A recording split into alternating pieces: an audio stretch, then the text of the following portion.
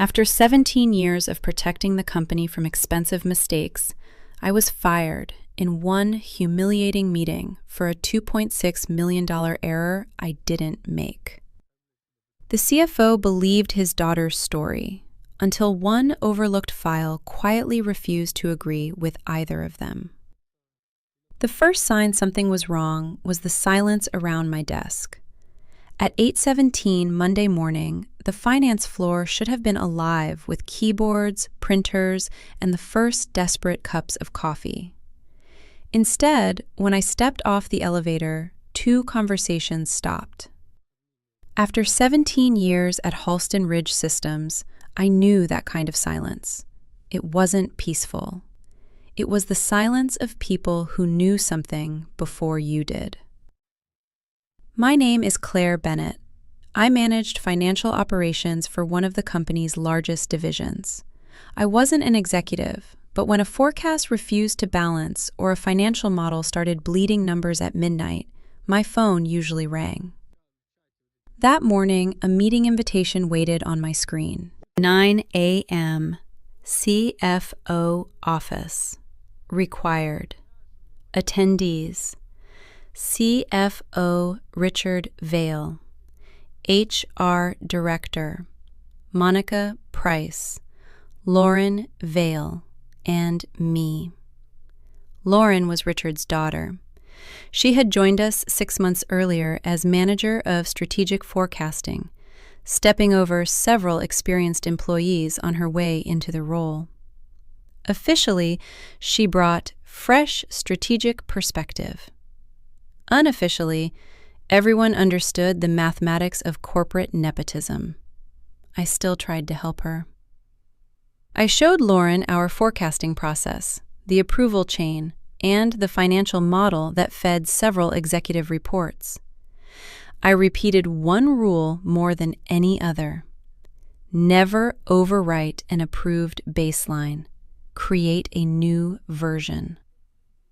At 8:43, Lauren passed my desk without looking at me.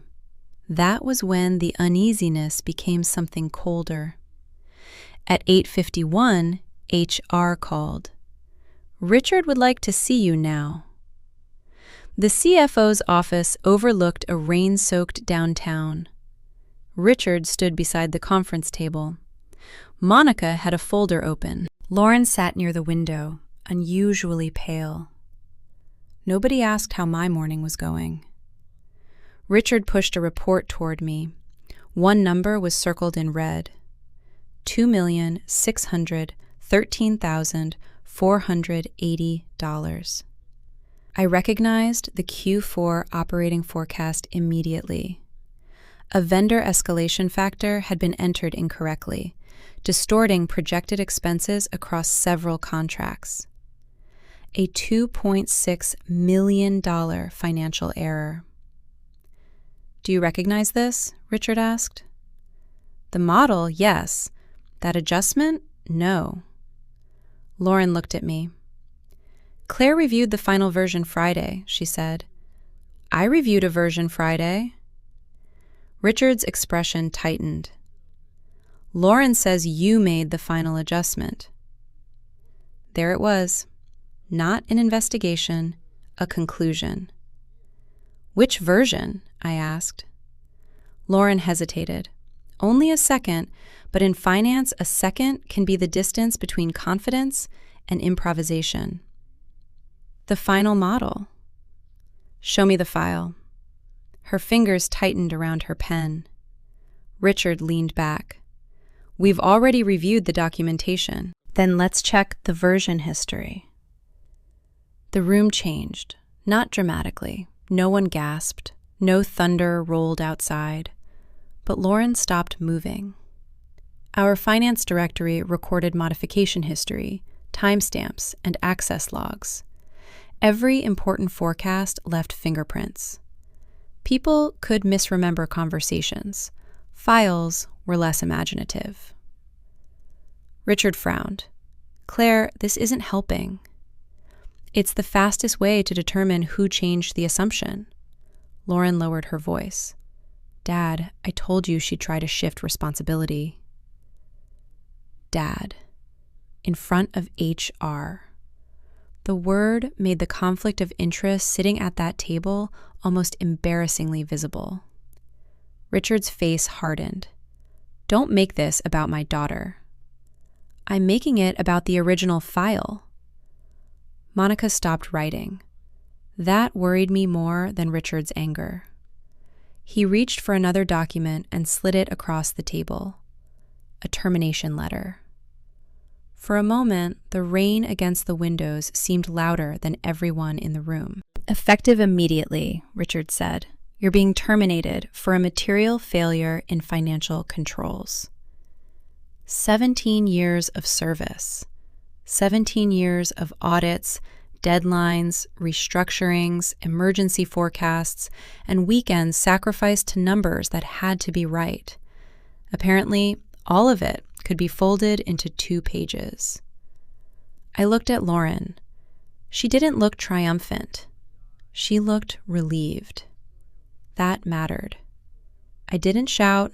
I didn't threaten anyone. I didn't give them the public humiliation they seemed prepared to manage. Instead, I turned to Monica. Please document that I requested preservation of the original file, version history, modification timestamps, access logs, and related email records. Richard exhaled sharply. Claire, we're done. Understood. I signed only the acknowledgement that I'd received the termination notice. Security was waiting outside. By the time I reached my desk, my access had already been disabled. Coworkers stared at their monitors with the intense concentration people suddenly develop when someone nearby is being escorted out. I packed 17 years into a cardboard box, 2 notebooks, a mug, a framed photograph, and a stubborn little plant that had survived 3 reorganizations. As I walked toward the elevator, I passed Richard's glass office. Lauren was still inside. Our eyes met. For half a second, her expression slipped. Not guilt, fear. The elevator doors opened behind me, and suddenly one detail from the meeting wouldn't leave my mind. When Richard accused me, Lauren had remained perfectly composed. When I mentioned the original file and version history, she hadn't. I stepped into the elevator, holding my cardboard box against my chest. I wasn't planning revenge. I wasn't planning to embarrass anyone. I wanted one thing, the truth, preserved exactly as the system had recorded it. Because accusations could be rewritten, timestamps couldn't. And if Lauren had changed that model after my Friday review, somewhere inside Halston Ridge, there was still a digital trail showing exactly when it happened. The question wasn't whether the original file existed, it was whether someone would find it before it disappeared. By noon, I was unemployed. 14 minutes later, someone from IT called me. I was still sitting in the underground garage, my cardboard box strapped into the passenger seat, when my phone lit up. Daniel Cho from IT. We weren't friends. In 17 years, most of our conversations had involved permissions, broken spreadsheets, or finance folders nobody dared rename. I answered. Claire, don't tell me anything sensitive, he said. I just need to know one thing. During the HR meeting, did you ask them to preserve the Q4 forecast records? Yes, version history, timestamps, and access logs. A short pause. Good. The call ended. I stared at the screen. Daniel wasn't the kind of person who made mysterious phone calls for entertainment. If he knew about my preservation request less than an hour after I had been fired, something was already moving inside Halston Ridge. I drove home without contacting anyone. No angry email to Richard, no message to Lauren, no dramatic post announcing that corporate nepotism had finally found its scapegoat. Instead, I opened a notebook. I wrote down the meeting time, everyone present, Richard's accusation, Lauren's claim, my request for the original file, and the moment security disabled my badge. If they wanted a paper trail, I could make one too. At 2:06 p.m., Monica from HR emailed my termination documents. The official reason was material negligence resulting in a significant forecasting error. I read the sentence twice. It blamed me for the $2.6 million mistake, but it didn't say when I had changed the model. It didn't identify the version I supposedly edited. It didn't mention any access record proving I had touched the final file. For such a confident firing, the paperwork was strangely vague. That bothered me, or perhaps it encouraged me. The next morning, I spoke with an employment attorney named Rachel Marino. I explained everything from Lauren's arrival as an inexperienced manager to the meeting in Richard's office. Rachel listened quietly. Did you take any company files when you left? No. Do you still have access to their systems? No. Good. Keep it that way. Don't ask coworkers to send you internal material, and don't contact Lauren or her father. I wasn't planning to. Better. Then I told her that I'd formally requested preservation of the version history and access logs in front of HR. Rachel paused. You said that before they terminated you? Yes. That's important. I understood why. Richard could call me careless. Lauren could claim I had made the adjustment, but neither of them could negotiate with a timestamp. 3 days passed. Then Monica called. Her voice sounded different, less like the woman who had closed her folder during my termination, and more like someone choosing every word before releasing it. The company is conducting an internal review of the Q4 forecast. I looked down at my notebook. I thought Richard had already determined what happened. Silence. The matter is being reviewed further. That was corporate language for something no longer fits. Monica explained that internal audit might want to speak with me. I told her Rachel would coordinate everything. By Friday, we received a formal interview request. Attached was a simple timeline. My review of the financial model. Friday, 3:48 p.m. Final forecast submitted to leadership. Monday, 7:12 a.m. I stared at the page. There was nothing between those entries. More than 60 hours had vanished from the company's explanation. No final editor. No modification time, no approval. Nothing showing how the model I reviewed Friday became the model containing a $2.6 million financial error on Monday. That blank space was suddenly more interesting than every accusation Richard had made. During the interview, an internal auditor named Samuel Reed asked me to explain my normal Friday procedure. I review the assumptions and archive my working copy before leaving. You did that on the Friday in question? Yes. Do you remember approximately when? After 4:20. I heard typing. Samuel continued. Who else had editing access? Several people in financial operations. Including Lauren Vale? Yes. I didn't add anything else. I wasn't there to accuse the CFO's daughter. I wasn't interested in office revenge or corporate karma. I wanted the records examined. Samuel asked one final question. Why were you so specific about preserving the original file during your termination? Because the number Richard showed me wasn't in the version I reviewed. The line went silent. Not ordinary silence, the kind I'd heard when I walked onto the finance floor Monday morning. Only this time, it wasn't aimed at me. The interview ended shortly afterward. That evening, Rachel called. They've expanded the internal investigation. How far? Email evidence, shared drive activity, modification history, and authentication logs. I sat back. The finance investigation had become an IT investigation too. Then Rachel added something else. They also asked for the exact file name of the copy you archived Friday. I gave it to her from memory. She repeated it slowly, then stopped. What? I asked. Claire, that's not the file name listed in the documents they used to terminate you. I felt my hand tighten around the phone.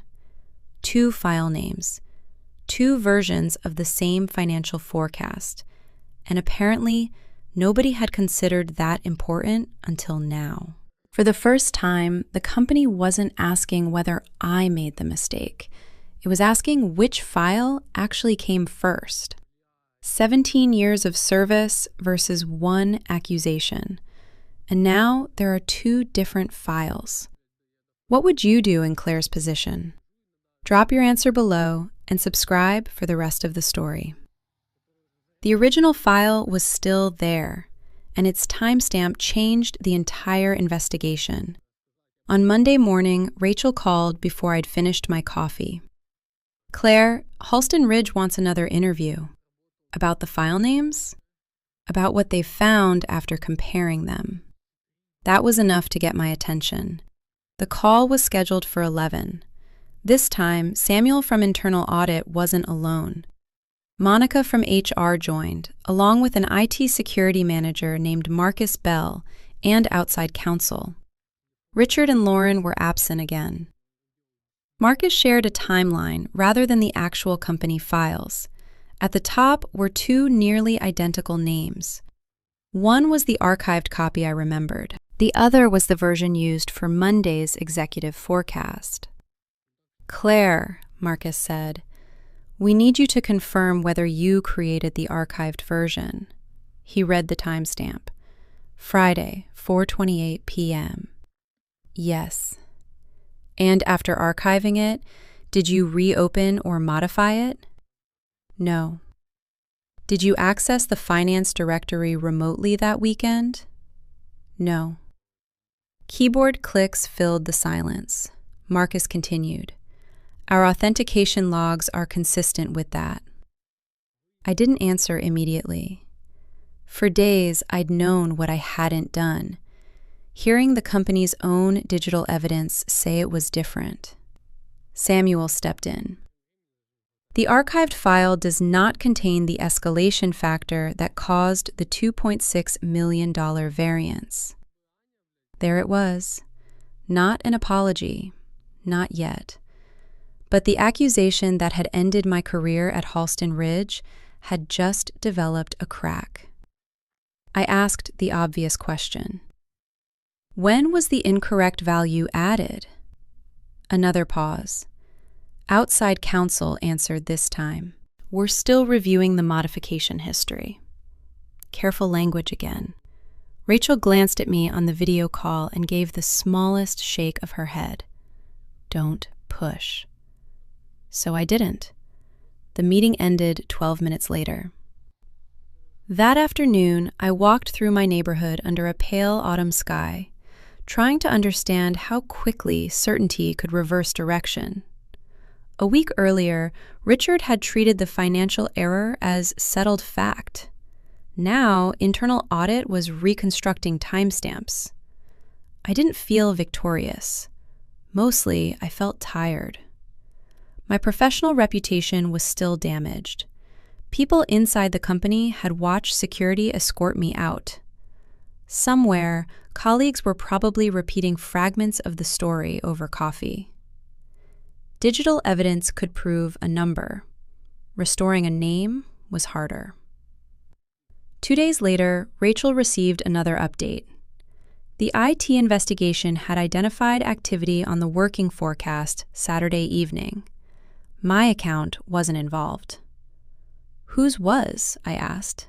They haven't disclosed that. I laughed once. without humor.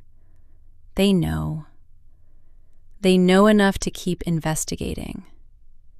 That distinction mattered. An access log could show which credentials entered a directory. Modification history could show when a file changed. But an internal investigation still had to establish who actually made the adjustment and whether anyone knew about it before I was blamed. Then something unexpected happened. A former colleague named Evan called my personal number. I almost ignored it. Evan worked in financial operations and had sat 2 rows behind me for 5 years. "I heard they're interviewing people," he said. "I can't discuss the investigation." "I'm not asking you to." His voice dropped. "I just wanted you to know Richard held a meeting Tuesday. Tuesday, the day after firing me." "What kind of meeting?" "Finance leadership. He told everyone the forecasting issue had been addressed and controls were being strengthened." I stared across my kitchen. Addressed. That was an elegant word for firing someone before checking the original file. "Evan, don't send me anything," I said. "Don't forward emails or documents." "I know." "And don't put yourself in the middle." Another pause. "Claire, you trained half that department. People noticed how fast this happened." After we hung up, I sent Rachel a note describing the conversation without adding speculation. She replied with 4 words. "Good. Keep documenting everything." By Friday, Halston Ridge's internal review had expanded again. The audit committee wanted a written reconstruction of the forecast process. IT had preserved the relevant email evidence, access logs, and file history. HR was reviewing the termination procedure separately. 3 investigations were now circling the same weekend, and Richard's original explanation was getting smaller every day. Rachel called that evening. They found another timestamp. I put down my cup. "Where?" "On the erroneous version." My stomach tightened. She couldn't give me the underlying record yet, but she could tell me this. The $2.6 million error had appeared after my archived copy was created. That meant the original file wasn't merely different. It established sequence. My Friday version existed first. The corrupted forecast came later. For the first time since I had carried that cardboard box through the finance floor, I let myself feel something close to relief. Not satisfaction, not revenge. Just the quiet sensation of solid ground returning beneath my feet. But one question remained. If the modification happened after my final review, why had Lauren been so certain I was responsible? And why had Richard fired me before anyone opened the file history? Rachel interrupted my thoughts.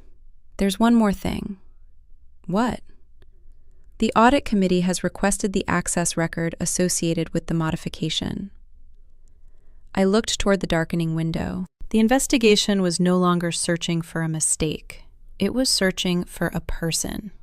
And somewhere in those logs was the account that had touched the $2.6 million error after I was already gone. The access log showed one name, and suddenly the CFO could no longer control the story. Rachel called Tuesday morning. The audit committee identified the account used when the model was changed. I already knew from her voice that this wasn't another vague corporate update. Whose? Lauren Vale's. I stood completely still. Her credentials had accessed the working forecast Saturday evening, after my Friday archive. During that session, the escalation factor responsible for the $2.6 million error appeared. For weeks, Lauren's accusation had been treated as evidence. Now there was actual evidence. Rachel immediately warned me not to jump ahead. An account establishes access, Claire. They'll still verify who was using it. She was right. I didn't need revenge or assumptions. I needed a conclusion nobody could explain away. 2 days later, another investigation call appeared on my calendar. Samuel from Internal Audit joined with HR, outside counsel, and representatives of the audit committee. Richard wasn't there. Lauren wasn't either.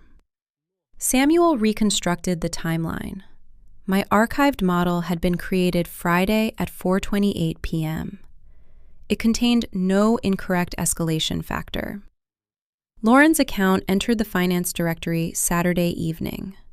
The working model was modified during that session. Soon afterward, an email from her corporate account referenced updated forecast figures. Then Samuel said the sentence I'd been waiting to hear. There is no evidence that Claire Bennett's credentials modified the relevant forecast after her Friday archive. The room went silent. I expected satisfaction.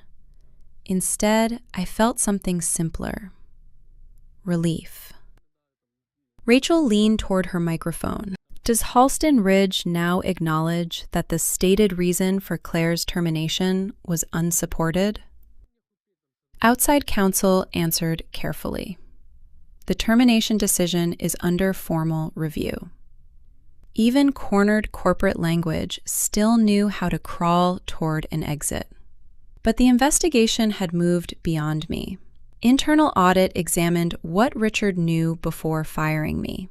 They found that Lauren had given him her explanation before Monday's meeting. Rather than order an independent review of the original file, Richard accepted his daughter's account and authorized my termination. That changed everything. This was no longer just an accounting error. It was a conflict of interest involving the CFO. The audit committee referred the matter to the board. A few days later, Monica from HR called personally. Claire, we're correcting your employment record. I looked at the notebook where I'd documented every conversation since my dismissal. Correcting it how? The company no longer attributes the forecasting error to you. There it was. No applause, no dramatic confession, just one sentence returning something that should never have been taken from me. My professional name. Then Monica added, we also want to discuss compensation. Rachel handled the conversation from there. Halston Ridge proposed negotiations covering lost income and the circumstances surrounding my wrongful termination. She advised me not to accept anything until the board investigation was complete. I agreed. I wasn't interested in grabbing the first check offered by people who had fired me before checking a timestamp. Meanwhile, Richard was removed from oversight of the investigation. Lauren's management authority was suspended while the review continued. Nobody marched them through the lobby. There was no theatrical corporate revenge. Their permissions simply disappeared. Their meetings were reassigned. Their decisions began requiring approval from people who had once reported upward to them. Corporate accountability, I discovered, rarely arrives with thunder. Sometimes it arrives as a calendar invitation you're suddenly no longer invited to. That Friday evening, Evan sent me a short message. People here know you didn't do it. I read it twice. The corrected employment record mattered. Compensation mattered. But reputation lived somewhere HR couldn't fully control. In conference rooms, hallway conversations, and the memories of coworkers who had watched security escort me away. Now those same people knew why the story had changed. I thought that would be the most important message I received that week. It wasn't. Monday morning, Rachel called. Halston Ridge has increased its settlement proposal. All right. But that's not why I'm calling. I waited. Someone else contacted you professionally. Who? A competitor. They heard you're available. I almost laughed at the polite absurdity of the word. Available. 3 weeks earlier, I had been publicly removed from a company where I'd spent 17 years. Now, another finance organization wanted to interview me for a director position. Not despite what had happened, partly because of how I'd handled it. No angry public accusations, no stolen documents, no attempt to destroy Lauren. I had asked for the original file and let the evidence speak. Rachel wasn't finished. There's something else you should know before you respond to either company. My hand tightened around the phone. What? The board completed another part of its investigation this morning. I looked out the window. And? She paused. Claire, the $2.6 million mistake isn't the issue they're most concerned about anymore. For the first time in days, I felt that familiar cold sensation return. Because if a multi-million-dollar financial error was no longer the board's biggest problem, then whatever they had uncovered behind it was much worse. And this time, the investigation wasn't looking at my name. It was looking at the people who had tried to put theirs above the evidence.